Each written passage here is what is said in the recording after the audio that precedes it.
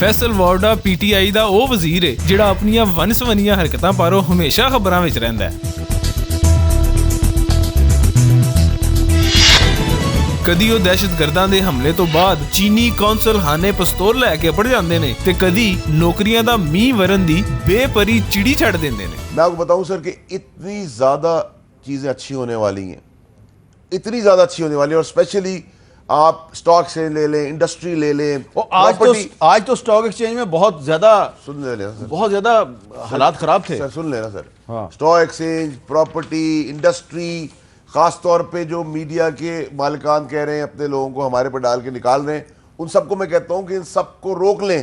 अच्छा, क्योंकि बंदों की शॉर्टेज हो जाएगी, इतनी नौकरियां आपकी आने वाली। मैं ये नहीं बात कर रहा सालों की, मैं हफ्ते, 10 दिन, 2 हफ्ते, 4 हफ्ते की बात कर रहा हूं। ये तो बहुत बड़ी खुशखबरी दे रहे हैं ये आपको समझा कि चंद हफ्तों में पाकिस्तान के हालात ठीक होने वाले। ਵਾਰਡੇਅਰਾਂ ਨਵਾਂ ਸਿਆਪਾ ਕਾशिफ अब्बासी ਦੇ ਸ਼ੋਅ ਵਿੱਚ ਬੂਟ ਲਿਆ ਕੇ ਪਾਇਆ ਹੈ। ये इंसान के हाथ की नहीं हो सकती।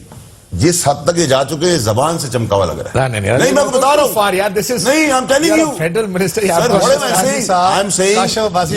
ਉਹਨਾਂ ਦੇ ਬੂਟ ਲਿਆਉਣ ਨਾਲ ਕਾशिफ ਨੂੰ ਪੈਮਰਾ ਵੱਲੋਂ ਆਫ 에ਅਰ ਕਰਨ ਦਾ ਨੋਟਿਸ ਜ਼ਰੂਰ ਮਿਲਿਆ, ਪਰ ਵਾਰਡੇਅਰਾਂ ਦੀ ਕਿਸੇ ਜ਼ਬਾਨੀ ਕਲਾਮੀ ਵੀ ਕੱਪੜ ਝਾੜ ਨਹੀਂ ਕੀਤੀ। ਵੱਡੇ ਖਾਰਾਂ ਨੂੰ ਚਾਹੀਦਾ ਹੈ ਕਿ ਅਜਿਹੇ ਨਮੂਨਿਆਂ ਲਈ ਇੱਕ ਨਵੀਂ ਵਜ਼ਾਰਤ ਬਰਾਏ ਮਸਖਰਾਜਾਤ ਬਣਾ ਲੈਣ ਤਾਂ ਕਿ ਇਹ ਆਪਣੇ ਟੈਲੈਂਟ ਦਾ ਇਜ਼ਹਾਰ ਉੱਥੇ ਖੁੱਲ੍ਹ ਕੇ ਕਰ ਸਕਣ ਤੇ ਆਵਾਮ ਦੀ ਜਾਨ ਵੀ ਛੱਡ ਦੇਣ।